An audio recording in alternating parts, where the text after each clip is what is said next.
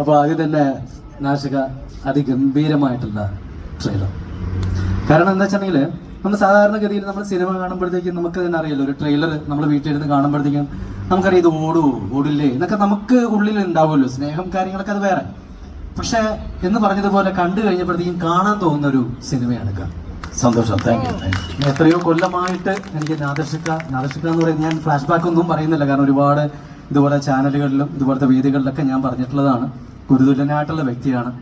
Cinema mimicry എന്നൊക്കെ പറയുന്ന സ്വപ്നം കണ്ട് നടക്കുന്ന സമയത്ത് എനിക്ക് അവസരങ്ങൾ തന്നിട്ടുള്ള മനുഷ്യനാണ്. ആ വ്യക്തി അമർ അക്ബർ ആന്റണി ആയിട്ട് എൻ്റെ അടുത്ത് വന്നതാണ് എൻ്റെ ഏറ്റവും വലിയൊരു ഭാഗ്യം എന്ന് പറയുന്നത്. ഇക്കടെ യാത്രയിൽ ഞാൻ ഉണ്ടായിരുന്നല്ലോ, അതിനുശേഷം ഈശോ എന്ന് പറയുന്ന സിനിമയും ഇദ്ദേഹത്തിനോട് വർക്ക് ചെയ്യാൻ പറ്റി. നാദർഷികയുടെ ഏറ്റവും വലിയ പ്രത്യേകത എന്ന് പറയുന്നത് ജനങ്ങളുടെ പൾസ് അറിയാവുന്ന, റിതം അറിയാവുന്ന വ്യക്തിയാണ്. അതുകൊണ്ട് തന്നെ അദ്ദേഹം ഏത് പടം ചെയ്താലും ഏത് മ്യൂസിക് ചെയ്താലും അത് ജനങ്ങൾ ഏറ്റുപാടുന്ന പാട്ടുകളായിട്ട് മാറാറുണ്ട്.